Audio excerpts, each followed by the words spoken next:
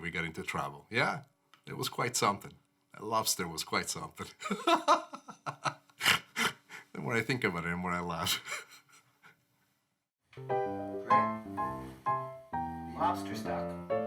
Lobster stock. A very easy way of using the shell of a lobster and turn it into something magic. Give me that one more time, a little more sexy.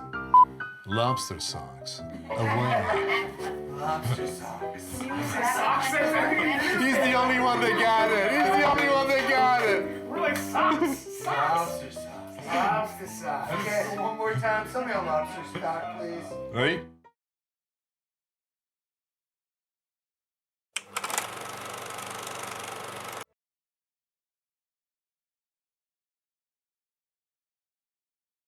The happiest moment I've ever had is cooking in my kitchen. Follow me. Today, we're gonna make meatballs ammucchiate. Braised, mixed up meatballs in tomato sauce. Meatballs a glassato. The sauce, oh mamma mia. Braised chicken meatballs with a Parmesan cream sauce. A unique and different way of approaching meatballs. And today, you're gonna find out why life is like a plate of meatballs. Come for the recipes. Stay for the story.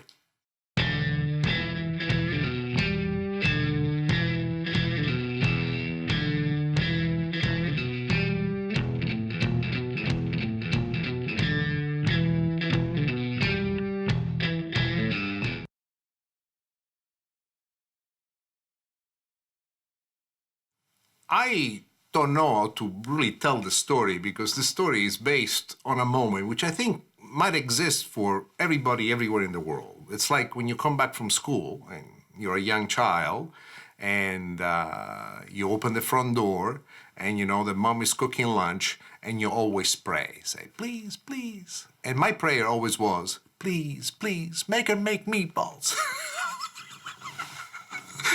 Meatballs.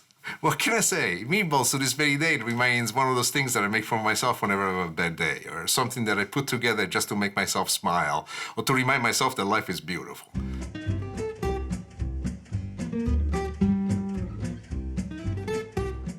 This is one of my latest discoveries and one of the most fun dishes that you'll ever do for your family. Let me show you how to make it.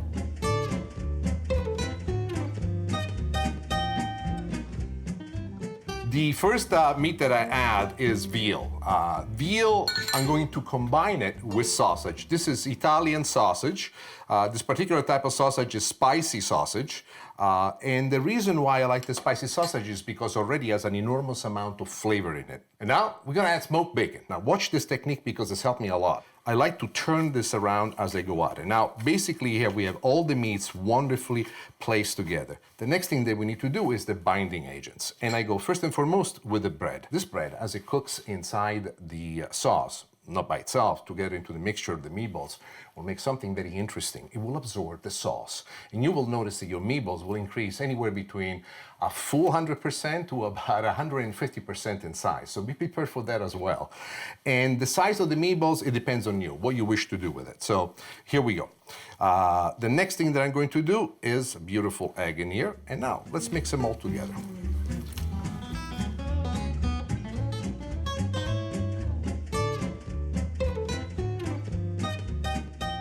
The meat is perfectly mixed, and here comes the flavor pack. And the flavor pack is Parmesan cheese.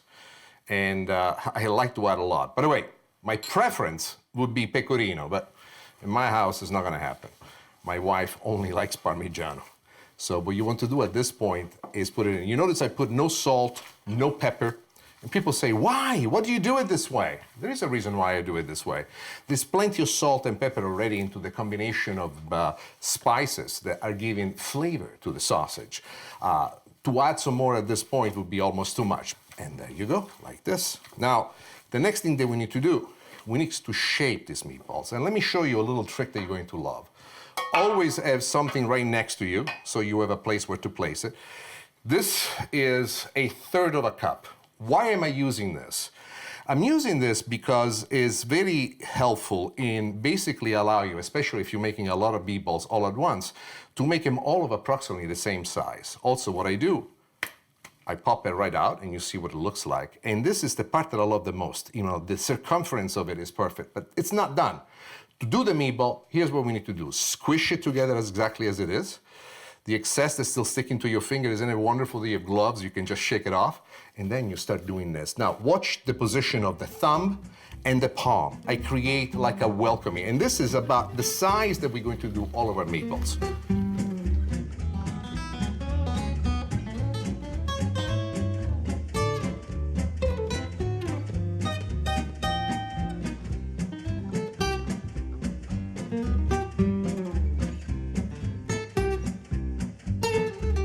All I can tell you is, next time you're depressed or you're having a bad day, make meatballs. They tend to make you smile. So we made all our meatballs. We are ready to go because these babies are now ready to braise in the sauce. Let me show you.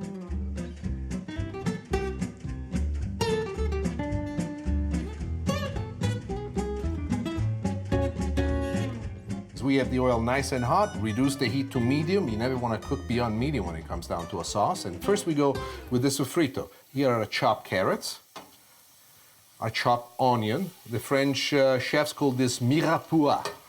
Wonderful name, by the way. Together with the onions, we go with the celery, finely chopped celery that I added to it. Why? Why are these three elements so important in the making of the sauce? In every sauce, in every soup, these three elements are almost like the mathematical perfection of what the base is. Now, I want to take this base to a direction that I have chosen, which is not the common direction when it comes to meatballs. So the first thing that I'm going to do is salt. You definitely need to have salt in here. Sea salt is the only salt that I like to use. A little bit of pepper as well. And then the secret, brown sugar. Why?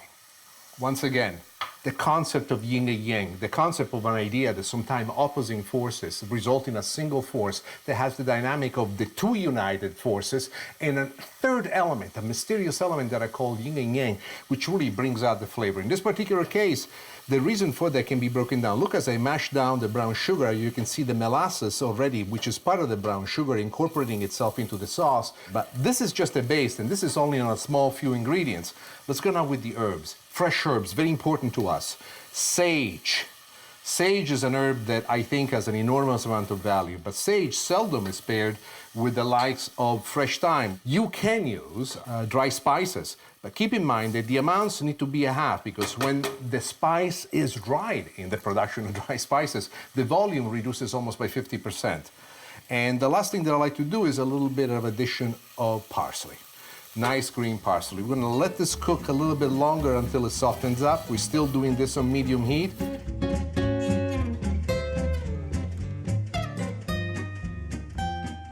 And now we go with the wine. Why the wine? Two things. I want to reduce this wine and bring out the flavor that the wine has once it's reduced. The wine is pretty much reduced to the consistency that I like, and at this point we add the other ingredients. Here we go with tomato sauce. It can be homemade tomato sauce, which is what I usually do, or store-bought. Your favorite brand will do just fine. And beef stock. Nice, rich beef stock. If you're lucky enough to find veal stock, that's even better. Into this sauce, there's a lot of sophistication that's brought in, and that sophistication is by the direction that we're giving to it. Now, keep in mind that this is still kind of an unfinished sauce. Why is this unfinished? Because the true element of flavor will come from the meatballs. Now, let me get this done right now because we have just about the perfect thing.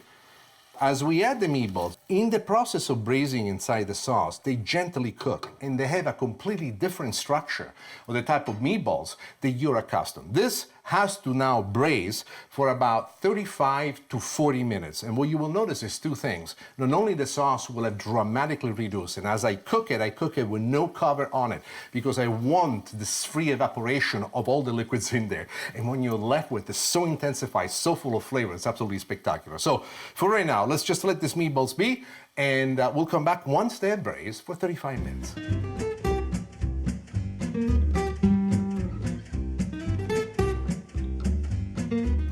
Now, I love the reduction of sauces in general, but this one really became perfect. As you can see, most of the liquid has evaporated. We had the true essential personality of what this sauce is all about. We're done. Let's turn this off, and let me show you how to plate it.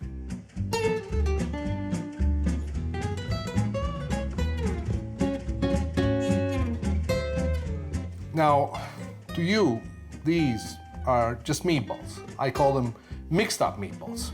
But these mixed up meatballs have everything that's best about me. Intelligence, ambition, the willingness to dream, and the fact that so many years later, I can almost cook as good as my mom and dad. And this is how you make mixed up meatballs.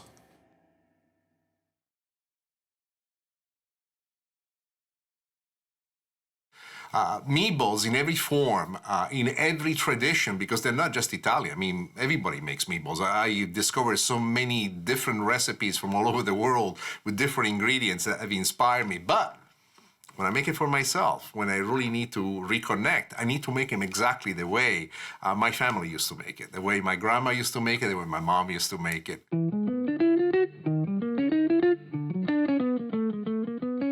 Let me show you how to make this wonderful rendition of my agglassato meatballs. Let me show you how to make it.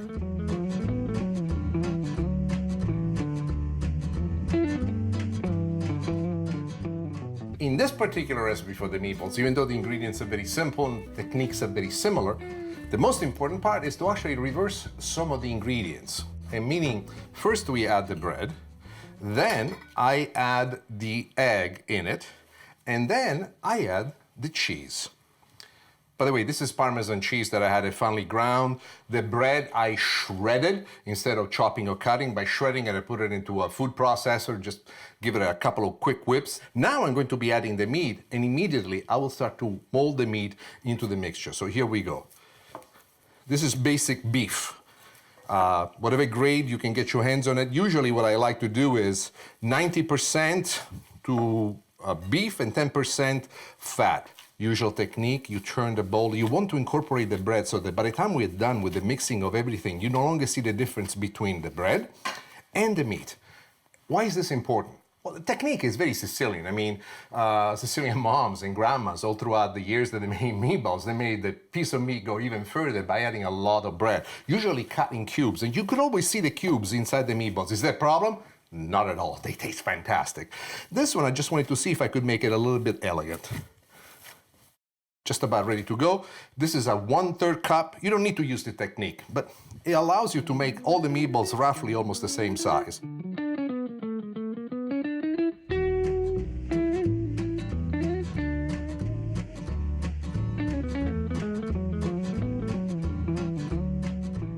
Now, you will notice a slight difference in the technique that we use for making these meatballs. But what I like to do is just a first gentle roll, just enough to give it the shape. And as you can see, there's still some crevices left in here. What will happen to these meatballs as they cook, these crevices will grow slightly bigger and the sauce in which they braise will go straight onto the inside. And it's a very creamy-like finish that the sauce had with a very deep flavor. And I find that this light rolling allows me to put even more flavor inside the meatballs. And that is the most important part, flavor, always. So here we are done with our meatballs. Now, let's put them into the sauce. Let's let them braise.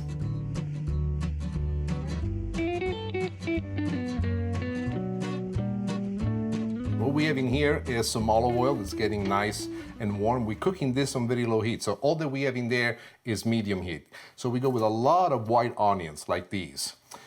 Together with the white onions, before we start doing anything, we want to start layering our flavors. And the flavors that we want to layer is, first and foremost, with a little bit of chopped thyme.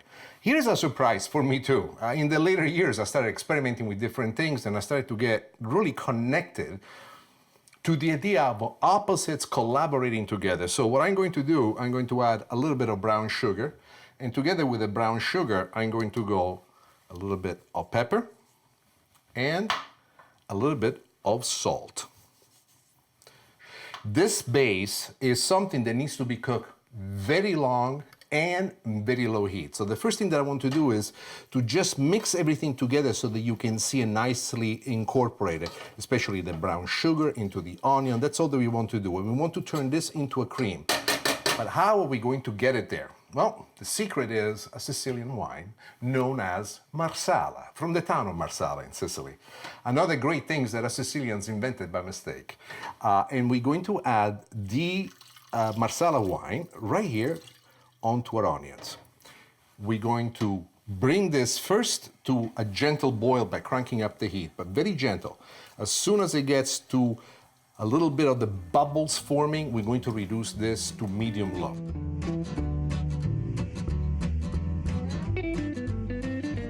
Look at what I was telling you before. You see this? This is the cream that you're looking for. This, you could eat it like ice cream. But we're not finished yet. Why? We need to add the beef stock. And this is exactly what we're going to do. At this point, I'm going to add the beef stock because we have gotten the cream texture that we want at the very base. I'm going to crank up the heat, move it up to medium-high, and then as soon as we start to get a nice soft roll, we'll insert our meatballs on the inside.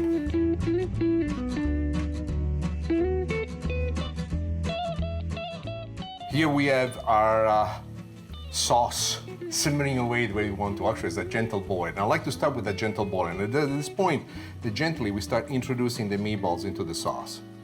But we do not want to maintain this boil all the way through. As a matter of fact, I told you I'm on medium-high. First, I'm going to reduce to medium-low. I want this to be reduced down to a simmer.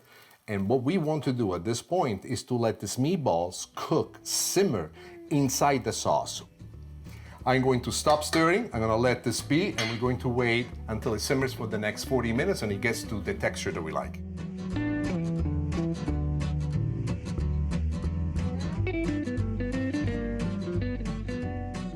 Now, what you've noticed is how much the sauce has reduced. I brought it exactly to the consistency that I want. And now we're ready to plate.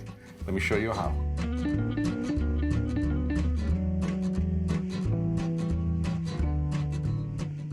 Not only it looks beautiful, and I look at it on how nice and tight the sauce is, the flavoring that's about to come out, but the thing that turns me on the most is the memories that this brings of my youth.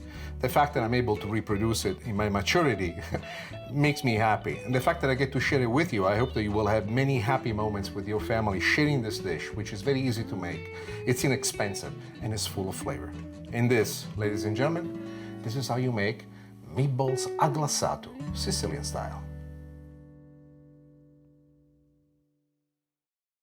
But the best part is, when you take the first bite of a meatball, at least for me, there's something that happens inside my head where suddenly everything in the world makes sense. The world is beautiful. It's sunny every day. Even if it rains, all I can see is the sun. It makes me smile, both in my face and inside my heart. It's like a time machine. A meatball is a time machine. A properly done meatball is something that takes you to the most beautiful place you ever thought of.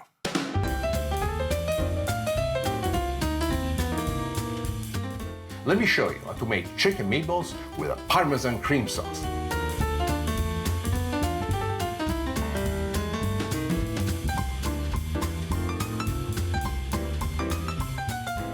For all the husbands out there that occasionally get in trouble because they don't do what their wives want them to, this is the recipe that will get you out of the doghouse. How do I know? It's my magic recipe. Whenever me and my wife have a disagreement, I make it as special meatballs, and it solves everything. Now, first and foremost, we add the chicken. Next thing we're going to do, a nice egg, and the bread. Bread, what we done, we shredded this bread. What does it mean, shredded? I've chosen a fairly soft bread, and this particular bread, what I done, I put it into a chopper. You could do it in the food processor. I keep doing this. I incorporate as much of the bread so there is not a big lump of bread right in the middle and the rest is not covered. You want to make sure that this bread spreads through to the point that you can no longer see which one is the bread and which one is the meatball. There you are. And then cheese. This has to be done just right.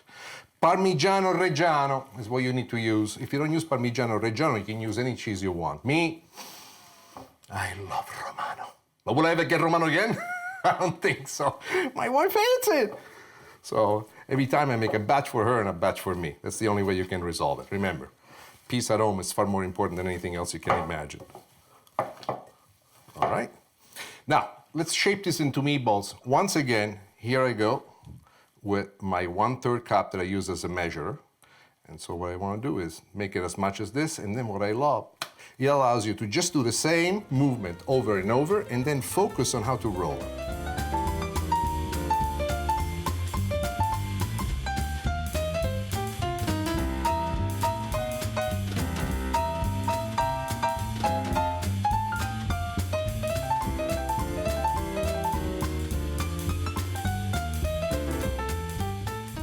Now, the meatballs are ready.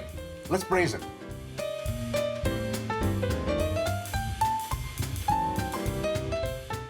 Let me show you how to get the sauce started, because at the base of it all, the sauce is the essence of it all. We have a little bit of oil in there in the pan, and we're gonna start with what you see me do over and over and over again, the beginning of a sofrito. What is a sofrito? A sofrito is always the base that most of us use for just about anything. If it is a sauce, if it is a soup, it starts with onion, and then we have some celery that goes along with it, and some carrots. Now, to make sure that this particular flavoring base has a direction, I'm going to add the spice of thyme. I find that thyme at this particular junction really brings out and elevates the flavor of it all. So you want to let these cook for just a couple of minutes until they start to soften up inside the olive oil. And as they are cooking, and I'm using a medium heat, the next thing that I want to do is to impart the flavors that will give a direction to where this will go. So we go first and foremost with a little bit of salt. Always, I love to use sea salt. Then we put a little bit of pepper, and you can use even white pepper if you want to. At this point, I want the sauce to stay true to itself. So what I'm going to do next is the beginning of what I've learned recently as the yin and yang. So all the elements of the flavoring in there, this is a little bit of brown sugar. Now, I'm not adding anything that would have coloring to it. The only thing that I want to do at this point is to go along with the wine. And people say, what wine? I like it white. So here we go. What is the wine doing at this point? We have to look at the element of the wine. We have all of these flavors right now combined as we gently sauteing the sofrito. As the wine reduces, the essence of the wine, the flavoring agent of the wine, will be wonderfully encased, wonderfully entrapped into this mixture. So we're gonna cook this until most of the wine evaporates.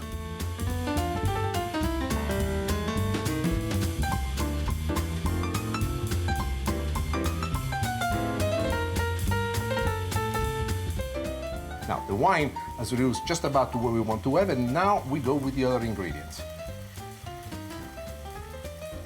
Chicken stock, of course. And together with the chicken stock, a lesser used ingredient, lesser common, milk.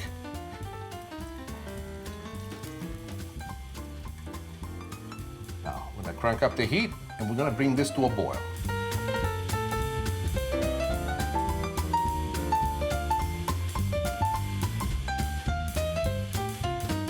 All right, the sauce has now gotten for us to a soft boil. And it's at this point, as the soft boil is taking place, that I like to add the meatballs. I like to add them because we are going to braise the meatballs. We're not gonna boil them. So let's place them inside. We're gonna reduce this down to a simmer, and we're going to let the meatballs and the sauce simmer together for 35 to 40 minutes.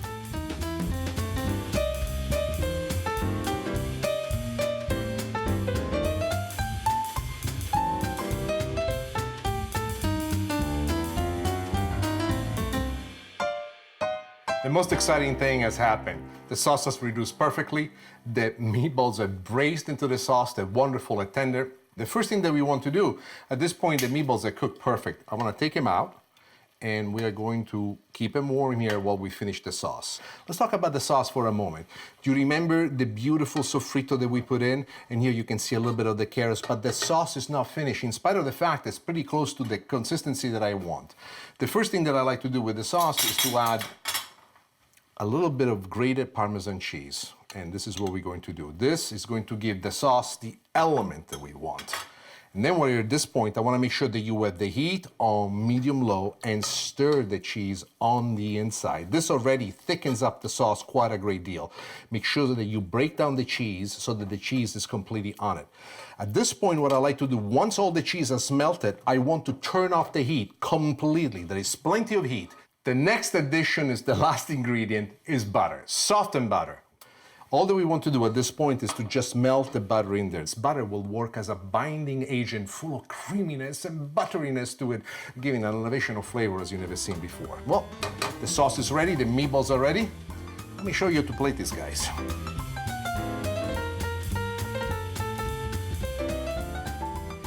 Now, as I mentioned to you before, these meatballs are for me a secret weapon. Every time my wife and I have a minor disagreement, and we still do not get along on matters, I use the secret meatball. So, for all of you husbands out there, and wives at the same time, who occasionally get into trouble with your spouse, look at these meatballs as a way to get you out of the trouble house. And this is what life is all about. And there you are. These are my favorite chicken meatballs with a Parmesan cream sauce. And this, ladies and gentlemen, is how you make paradise in your kitchen.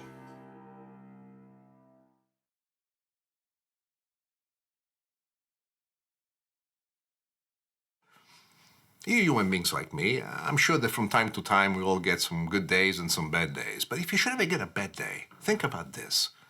The power of meatballs. And as far as I'm concerned, the greatest part of this magic is that they just make me happy. I don't care what's happening, how bad of a day.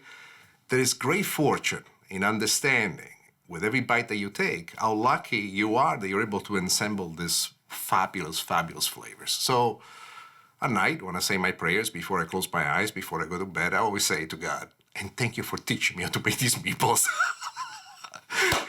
I'm as happy as a meatball. Yeah, that's the kind of guy I am. Hi.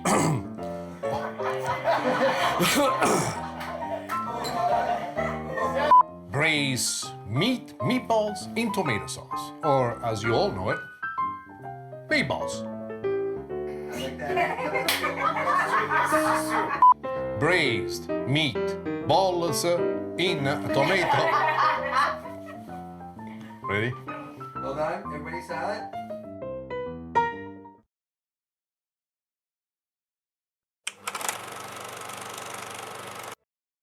Cooking is the joy of my life. Teaching, I like even more. Follow me into my kitchen, because today we're going to make salad lyonnaise with poached egg. An unusual combination, yet so wonderful, so tasty, and so easy to make. Pork schnitzel with Jaeger sauce. It's not Italian, but it's fantastic. And we end with homemade strawberry pudding. It's so full of flavor. You make it all the time. To be a good cook, sometime you have to step outside of the box. Come for the recipes. Stay for the story.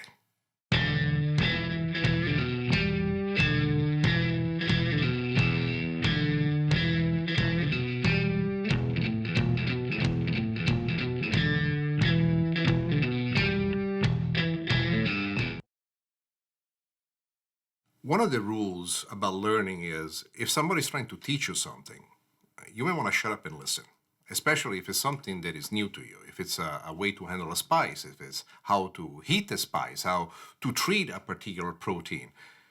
Pay attention. The first time, always try to understand what is being taught to you and trying to find the line in the middle. The way in which I see it is every dish has its own truth. And if you're able to find the line in the middle and bring it through, it's like this wonderful adventure that takes you to this mountaintop where you're able to see everything. Salad lyonnaise with poached egg on top.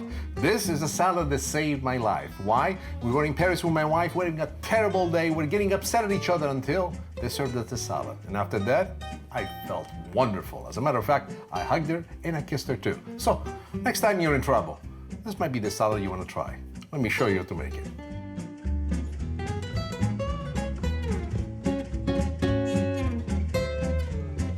I would like to tell you that this is a salad I invented. Not true at all. We took an early dinner at one restaurant and I was scouting through the menu and there it was, salad lyonnaise. And for the first time, I wanted to see what it was. So let me share with you how to make the salad. The first thing is curly and dive. Let me show you how I like to handle. I'm trying to be very selective. I cut the bottom that to us does no good, and then I spread all the leaves of the salad on the cutting board. And just like a little boy that's choosing his favorite toys, I choose my favorite leaves. So here it goes. Here I put my favorite leaves, and then I put the ones I don't like. As you see, I don't want to cut any more. This is, in my opinion, absolutely splendid. This is a heart of romaine. For those of you who've seen romaine salads at the farm, you'll know that the romaine salad is much, much bigger. It's almost like this wide. But because of the transport, the storage, most of the leaves on the outside go bad. This is the core, the inner sanctum of it, so to speak. But still, not good enough for us. So I cut away this bit of it, and then I cut the back of it. Why? I would like to have the option to spread on my cutting board all that I like, and then it'll give you a judgment of the leaves that you want to use. Look how much prettier the leaves are once they are on the inside. These leaves, to me, are gold. So what I like to do, I like to place these right here. There are some small ones that you can do, and then when you get to leaves like this, you have to consider, what do you want to do? I want to cut this in half. So I take this half and I place it over there. Now we have a nice leaf like this. What do I want to do? I want to take the weak curlies out. Why do I call them weak curlies? That's a name I made up. But this gives you a much crunchier piece if you go right in the middle. It's almost like cutting the filet mignon out of a salad, which seems impossible, but it's true. This instead, look how nice and fluffy it is, nice and fresh. It was the inner core. So this one, I don't even need to cut the edges.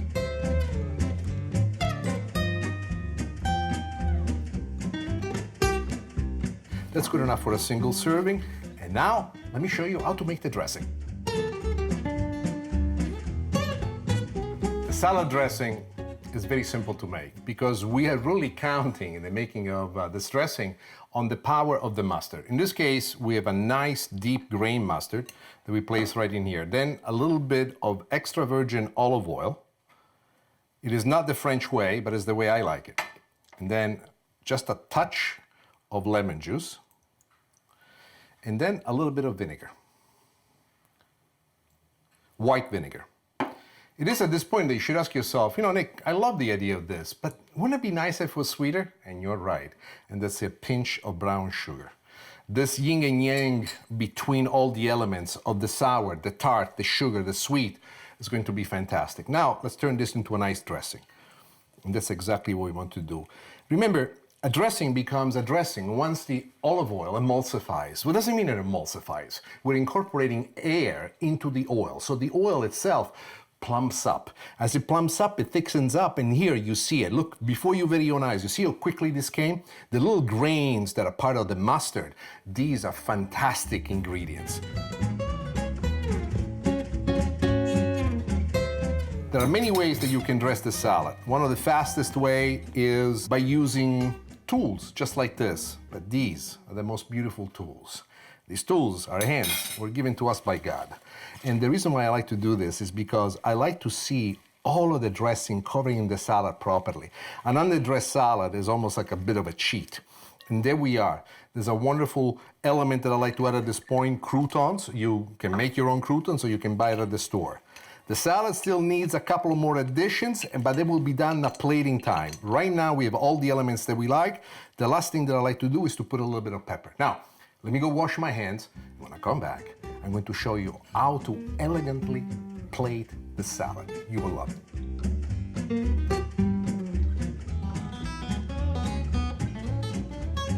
The romaine salad and the curly endive make a wonderful mix together.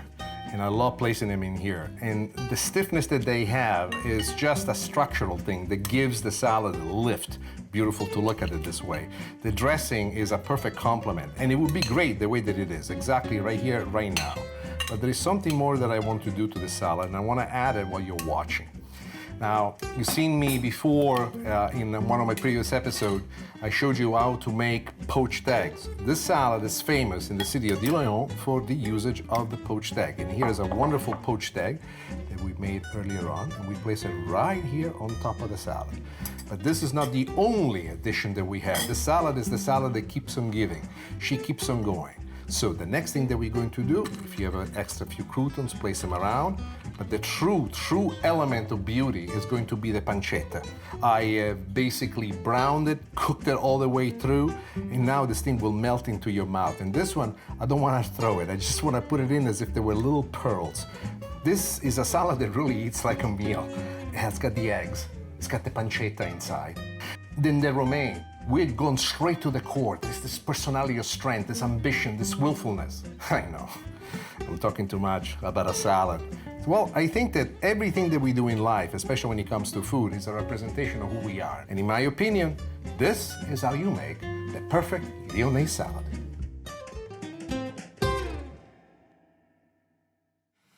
When it comes to cooking, one of the essential truths is that there is not a single truth about cooking. Cooking is a series of variations and inspirations, spices, assemblies, style of cooking, usage of heat. in which small, tiny little steps that seem to be insignificant make a huge difference.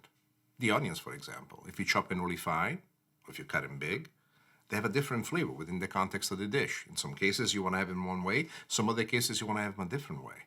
And then there is the spices, which might not be native to the heritage that you have. They suddenly surprise you as they bring this opening to a dish that you'll be making forever. Pork schnitzel with Jaeger sauce. Obviously, it is not an Italian recipe, but it's fantastic. I learned this recipe while traveling to Germany. It's so incredible, it should be Italian. Let me show you how to make it.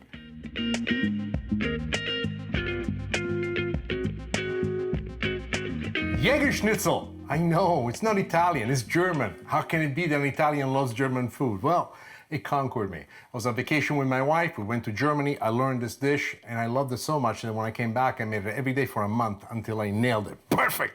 My wife says to me, whoa, you should be a chef. So, let me share with you, step by step, how to make this. All right, first thing we want to do is to take these pieces of meat that we have right in here and turn them into pork scallopini. I've taken this piece of meat and the other one from a pork roast. And that's more often what you will find at the store, but these are too big to be scallopini. Scallopini is basically a trickery the families use to make a piece of meat go a long way. So you will notice how big these pieces will become once we treat them. So let's move these guys aside. And let me put in here something that will show you how we're going to do this. This is a plastic bag. I love these plastic bags because they give us a perfect direction on how to pound the scallopini. You will see this in just a second now.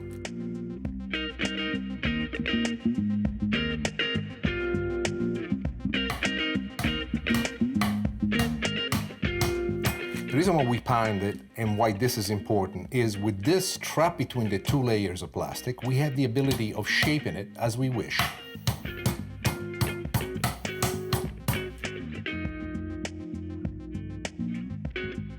Here's the piece that we have pounded, and here's what we started with. So as you can see, it stretches out. And now, we're gonna do the rest of them.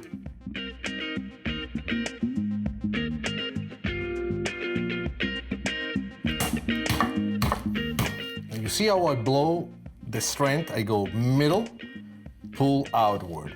Middle, pull outward. This way you have an even spreading.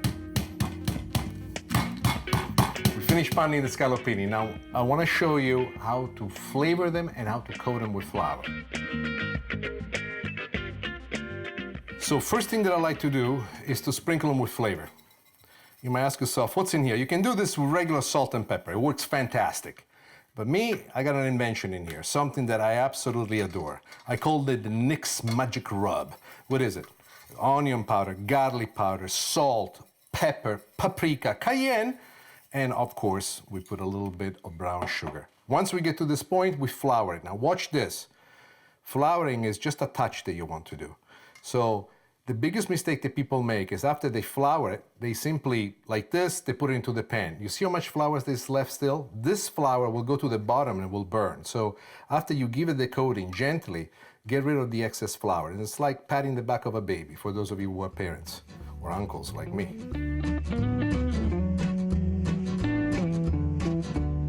The scallopini are ready. Now, let's cook them, and let me show you how.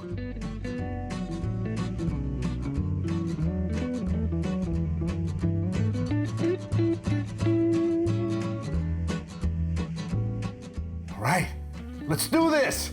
Let's cook the scallopini. You want to make sure that the oil is super hot so it sears the outside of the scallopini, keeping all the juices on the inside.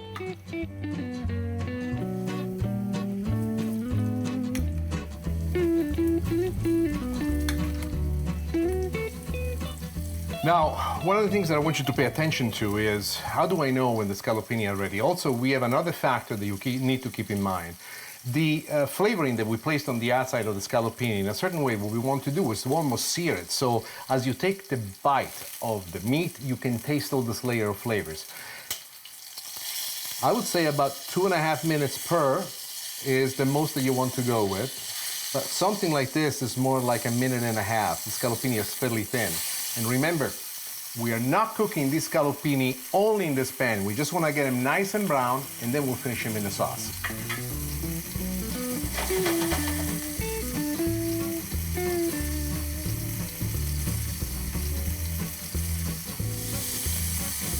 Perfect. Let's take the scallopini out now.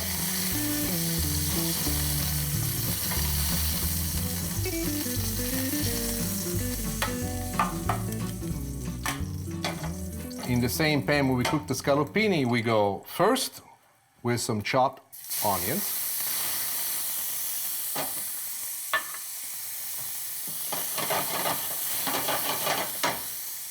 Together with that, with a little bit of chopped bacon for flavor.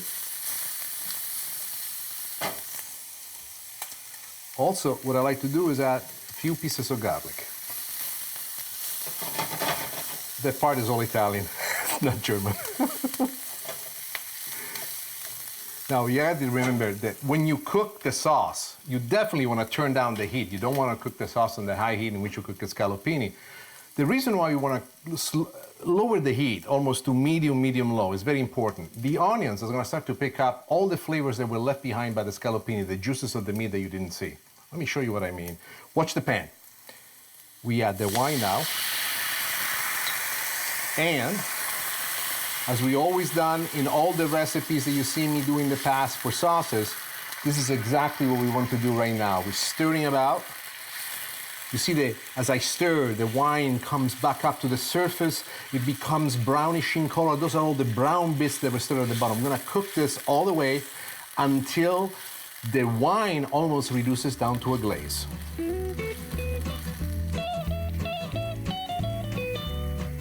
Now, as the wine is reducing, there's a very key and important addition. And this one, I have to explain it to you. It took me forever to figure out, and the Jägermeister sauce, which is basically the seed of what we're doing right here, the secret ingredient is the mustard.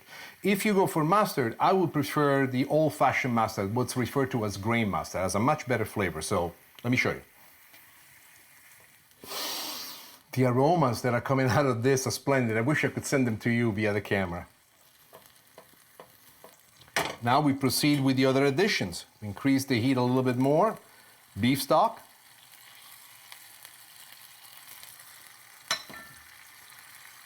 A little bit of tomato sauce.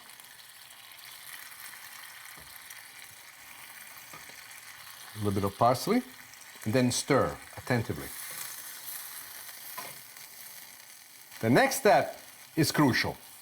And I want to describe it to you before we go into action and do something about it. There are two ways of approaching this dish. One is that you can saute the mushroom at the beginning of the sauce, and that's how many of the other chefs like to do it.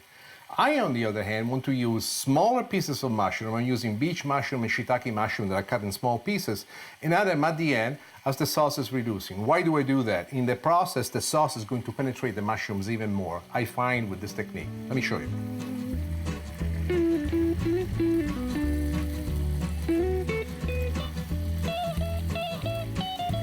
And here we go with the shiitakes.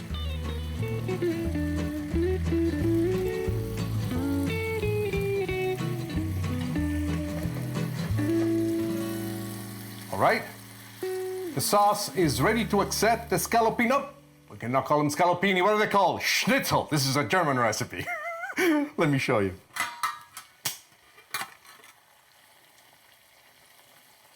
The first time I prepared this for a bunch of my friends, I said, "Hey, Nick, what inspired you to do this?" And this was my answer. I could not fail. Well, you see, you have to see this from my point of view. When I came back from the trip to Germany, every day for almost a month, I kept making this day after day after day until I finally got the perfect combination. So this is a testament, I would say, to the human spirit. And if you're Sicilian, you know exactly what I mean. We cannot let it go. Now, the scallopini are ready. And the sauce is ready, and in just a moment I'm going to show you exactly how to plate it. I look at this and I say to myself, you know what? If I can cook something that is not part of my tradition and learn how to bring out the spirit of it, then anything can be done. Dollop of sour cream, a little bit of parsley just for color. I believe that this dish is a mirror of the human spirit, a spirit that believes in the possibility of everything. And this is how you make pork schnitzel with Jaeger sauce. That's if you speak German. In Italian, we simply call it scallopini al sugo. Must be open in your ability to receive instructions, suggestions, ideas from others. Because if you start from the point that you think you're so great and no matter what you do, you will succeed at it, the very moment that you think that way is the moment that you fail. And there's nothing wrong with filling in the kitchen. You're looking at a guy that failed far more than he has succeeded. But in that process of filling, trying to understand why, what went wrong, how did it happen? And in that process, you're going to develop your own style, the way you handle the knife, the way you hold the pan, how you add your ingredients, the type of ingredients that you add, and also to expand the ability to understand how different ingredients come together and they create something. And just because that was not your idea, remember this, some of the best ideas will not be your ideas, they will come from someone else.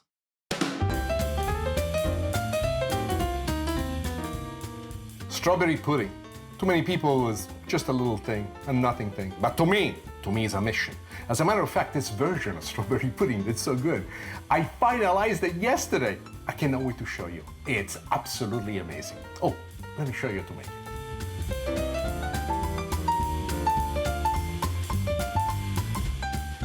Because it takes some time for the pudding to come together, this is the one thing that you might want to do at least 5 to 8 hours ahead before you serve it. It's better done the day before then. Set into the refrigerator and then serve it to your friends with a big smile on your face. Look, the steps are very simple. It's done with ingredients that you find at your local supermarket. And on top of it, you do not need any special tools to make it. As a matter of fact, you can do this with just about the same pots and pans you have at home. Let me show you how to make it. In a nice non-stick pan, we start by adding a puree of fresh strawberries. The puree is important because it has the strawberry processed exactly to where we want it to be at, and it's going to give body to our pudding. Here's milk that I'm adding. In this particular case, I cheated a little bit. Not only I added milk, but instead of just doing milk, to make it even thicker, I went half and half. If you want a lighter finish, just go with milk. If you want something even heavier than this, go with cream. But I think that half and half is the happy medium. Cornstarch. Cornstarch is something that is extremely important to our recipe. Why is it, and why are we adding it now? Right now, I'm working over very low heat, almost barely perceptible. Why? Cornstarch has a quick reaction to the heat once the heat gets to a certain point. It's one of our thickening agents. But this is just the beginning, because the really important addition would be a little bit of a liqueur called cassis that I like just to give it a little bit of spice. If you're doing this for children, I would propose not to place this in there, especially if you don't want them to be exposed to any alcoholic beverages. And the next thing that we're doing, I'm gonna add sugar. Only in this case, instead of white sugar, we're adding brown sugar. Why? I find that brown sugar has a set of advantages for me. There is the molasses that's in the brown sugar that has a deep, deep color. And once it gets involved into the making of the pudding, not only it separates from the plain white sugar, but it adds an element of flavor that goes a long way. Now, I'm starting to see that all of the elements that we had within have melted properly. Now, we're gonna bring this back to a very high boil. And once it reaches the boil, we are going to stir this until we notice that the texture will thicken. There is 2 thickening processes that we're going to do in this. One is the thickening process that we're doing right here, right now, through the cornstarch alone. The other one will be the one of adding the egg. This part is important because we want to achieve 2 things. First, we want to make sure that there are no clumps of brown sugar that are getting stuck at the bottom and have not released themselves. The second part is to make sure that the cornstarch has completely dissolved, therefore giving a wonderful sweetness to what we have in here. Not that the cornstarch is sweet, but if the cornstarch stays in clumps, if it doesn't cook, you will taste almost a sandy bite behind it. It's like when you cook anything with flour. In a certain way, you want to cook away the flavor of flour. Now, what I'm going to do, I'm going to continue stirring until I see a boil almost raising through, and there we are. At this point, we start adding our egg.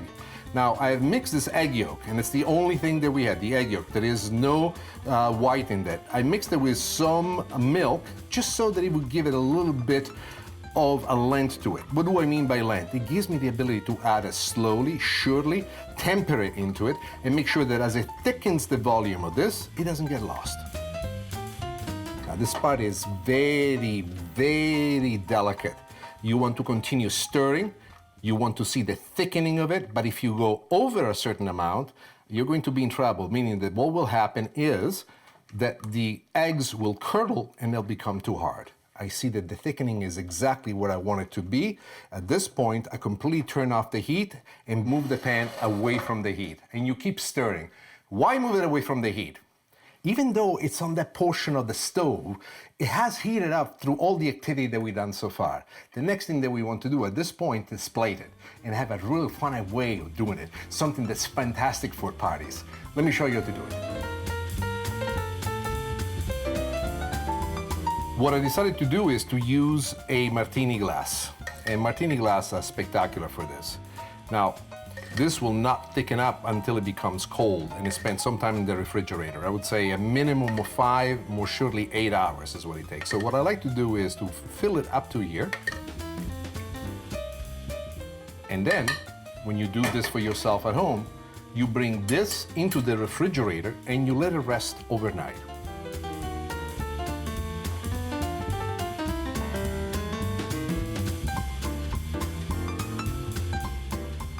One of the biggest portion of decorating is the whipping cream. This is sweetened whipping cream that I basically whipped to the perfect consistency with a lot of sugar in it.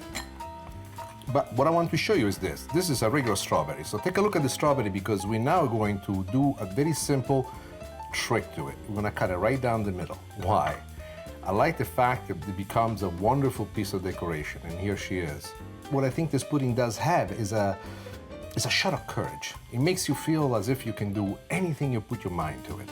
And this is how you make homemade strawberry pudding. But what you need to do, you need to understand. Understand how, why, how come. That is the true secret of everything. Yes, I do dress well, but let me tell you, when it comes to the kitchen, I know what I'm doing. Why? Well, some people cook. Me? I mark my time in this world. And when I'm in the kitchen, I want to make sure that what comes out of the kitchen is beautiful.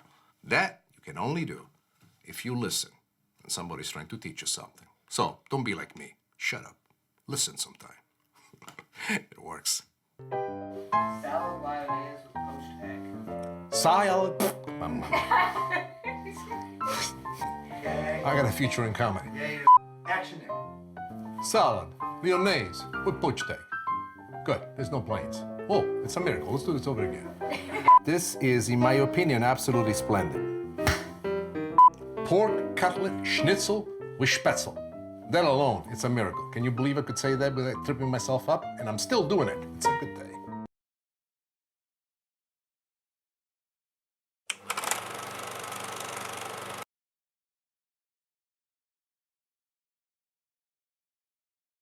Welcome into my kitchen. This is a very special day because I get to share with you some of my favorite dishes. Today, we're going to make ravioli with mushroom sauce. Oh, mamma mia, what a treat. Pasta e fagioli, the way my mom used to make it, the way she learned it from my grandma, and the way they both taught it to me. And we're gonna finish up with pasta with white meat sauce. So simple, yet spectacular. A beautiful life, it's like a beautiful plate of pasta. You don't believe me? Come for the recipes. Stay for the story.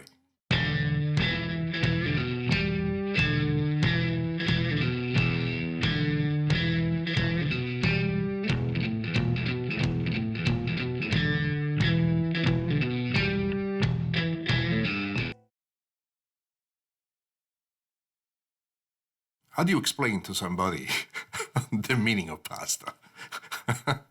I love pasta so much, if I don't eat it at least once a week, I suffer.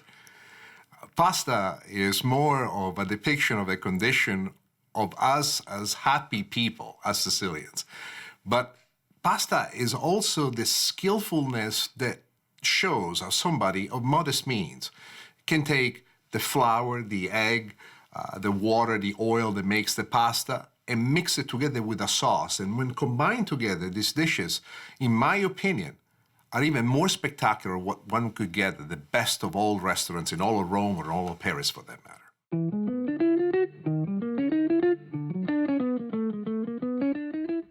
One of the greatest memories that I have with my dad was going to the forest and picking up wild mushrooms. So today I want to share with you the kind of pasta that we used to make once we brought these mushrooms at home. It's very simple to make, but a little bit of garlic will make this pasta taste delicious. And the sauce, the sauce will be your favorite sauce from now on. Let me show you how to make it.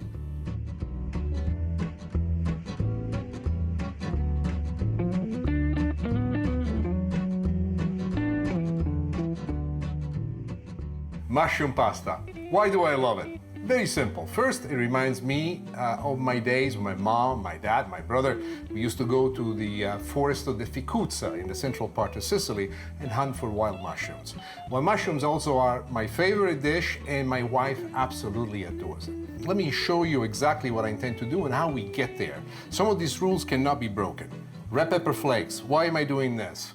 I want to have a significant amount of spice into it, but I want the olive oil right now to be the carrier of the spice. Once the oil gets nice and hot, that is the point when we want to add the mushrooms. Now, what mushrooms are we going to use? You can use any mushrooms you want. Whatever access you have to fresh wild mushroom is great. I'm using beach mushrooms and shiitake mushrooms. They are very easy to find. It's very easy to cook them. The first thing that we're gonna do is add our beach mushroom. Here they go.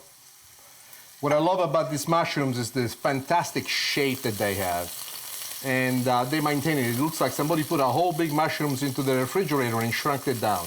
That's what I find appealing. Also, the flavor is superior. Sliced shiitake mushrooms. About the shiitake, do not use the stem.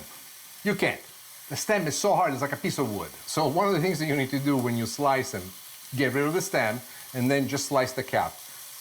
Trust me, I made many mistakes before. That stem is not easy to digest.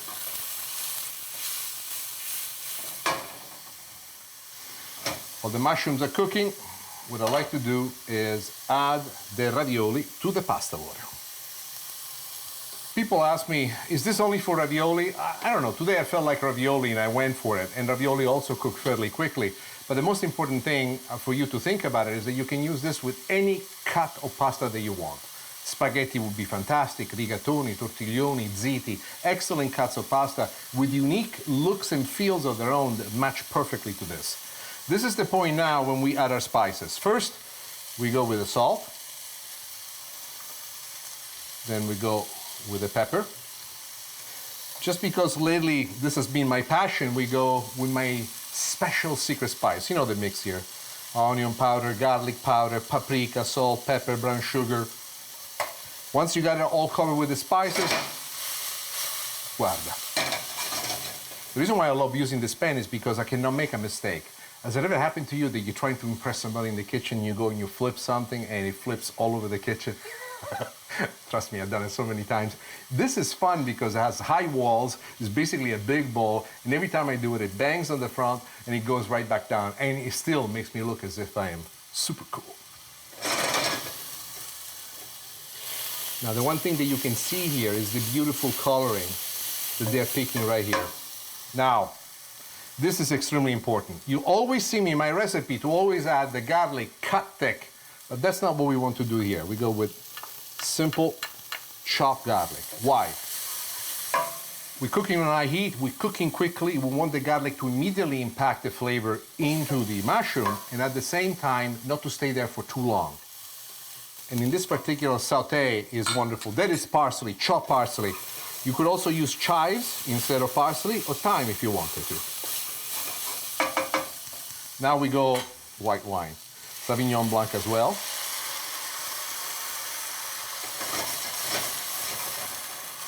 Next thing we do, chicken stock.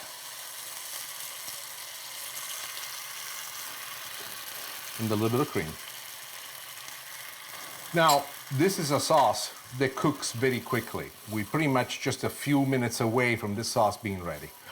This is not a sauce where you want to cook for a long time, trying to draw out all the flavors. We have really flashed all the flavors right there on the high heat, medium high heat in which we cook this dish. But one of the things that I love is to add a little bit of tomato sauce.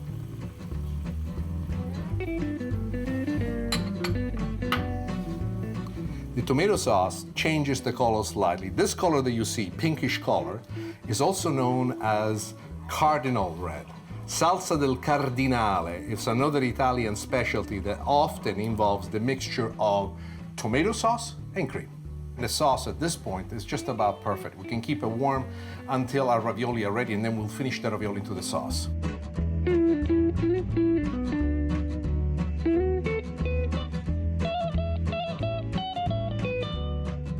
Mamma mia! The sauce is just about ready. Turn off the heat for the pasta, and very carefully strain it from the pot. And now I want for these ravioli to finish cooking into the sauce. Stir it gently. And here, really, the finish that we're looking for is twofold. Not only we want for the ravioli to finish cooking into the sauce, and look how much they've plumped up and how much they've absorbed of this already, but also we want for the sauce to penetrate all the layers of flavors that it has created inside the structure of the pasta itself. This is our purpose. Basically, we are done. First thing that I do, turn off the heat completely. There's plenty of heat still retained by the pan. Last bit of additions that we're going to do to this is a little bit of softened butter to the whole mixture. What I like to do at this point is to add a little bit of Parmigiano Reggiano cheese. You want to turn gently until the butter melts completely into the sauce. And as you can see, there's a beautiful thickening of it, and the sauce is picking up the spectacular cheesy flavor. And that's exactly what we are looking for. Oh, mamma mia, che bellezza. Look how gorgeous this is. This is absolutely beautiful.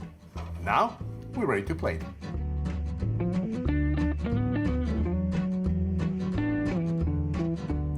Mushroom pasta. Who would have thought that all these years going mushroom hunting with my father, I would have learned a recipe like this to eventually teach to my friends and my family. I am so proud of this dish. I'm proud of this dish because it connects me to my past, but also has a series of evolvement that I made in my mature age to get to this point. This is more than pasta. This is love on a plate. And there it is. This is how you make wild mushroom pasta. In this case, ravioli.